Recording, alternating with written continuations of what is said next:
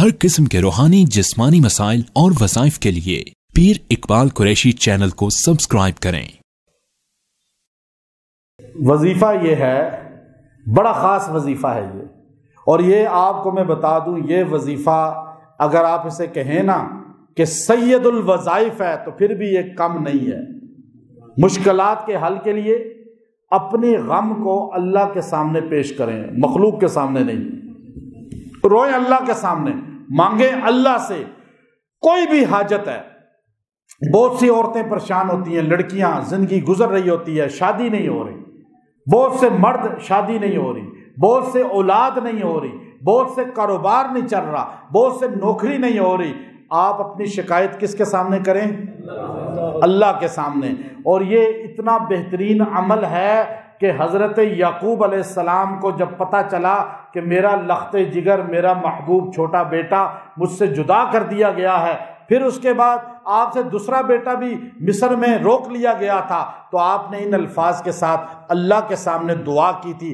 سیدہ عائشہ صدیقہ رضی اللہ تعالی عنہا پر جب تہمت لگتی ہے اور آپ کے لیے اللہ قرآن پاک سورہ نور کے دوسرے پورے رکوع کو نازل فرماتے ہیں، تو آپ نے اس وقت جب رسول اللہ صلی اللہ علیہ وسلم آپ کے گھر میں گئے اور آپ سے جا کر کہا، عائشہ کہ آپ بتاؤ کہ کیا آپ سے خطا ہوئی تو نہیں؟ میں توبہ آپ کے لیے کرتا ہوں، استغفار کرتا ہوں، میری دعا سے اللہ آپ کو معاف کر دے گا۔ اس وقت آپ نے روتے ہوئے کہا، یا رسول اللہ، آج میری حالت یعقوب علیہ السلام کا نام بھول گئی ٹینشن کی وجہ سے۔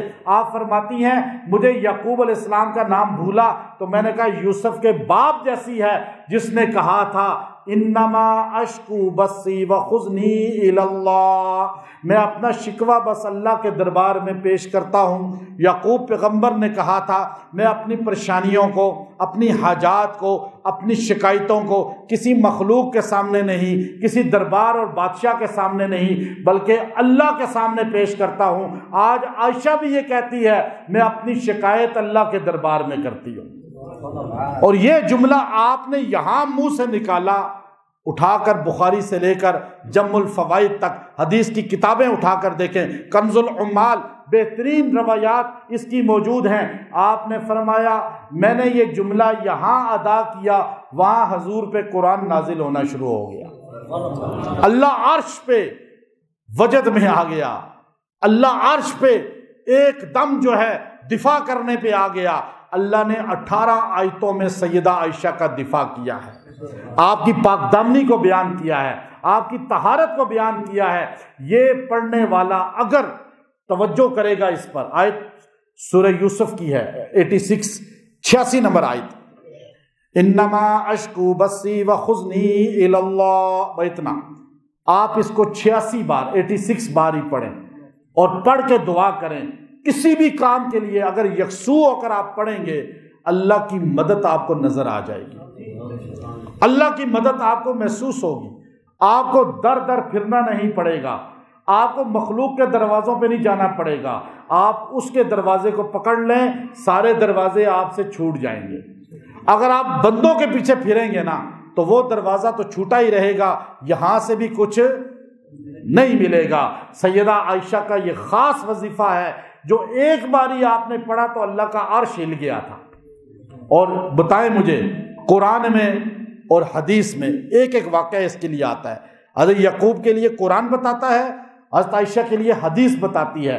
حدیث اور قرآن کی دونوں باتوں کو جمع میں نے کیا، میرا کام ہی چونکہ قرآن میں ریسرچ کرنا ہے اور میں قرآن کی باتیں ہی آپ تک پہنچاتا ہوں، تو اب میں نے جب اس پہ غور کیا، قرآن میں جس نبی نے اس کو پڑھا تھا اللہ نے اسے دنیا سے جانے سے پہلے وہ چیز دی ہے، دی یا نہیں دی؟ اور سیدہ کائنات سیدہ عائشہ صدیقہ رضی اللہ تعالی عنہا نے جب دنیا میں اپنے لیے اس کو پڑھا تو اللہ نے ان کو دنیا سے جانے سے پہلے ہی وہ چیز دی یا نہیں دی؟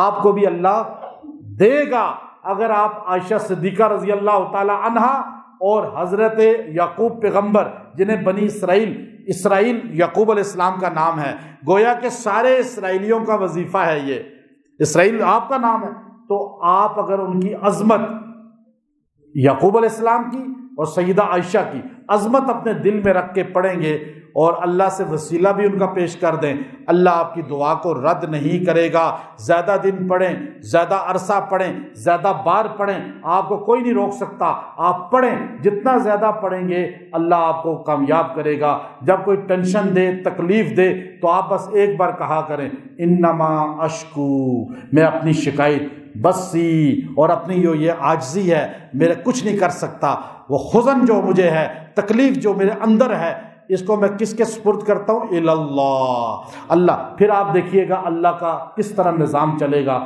وآخر دعوانا ان الحمد للہ رب العالمین۔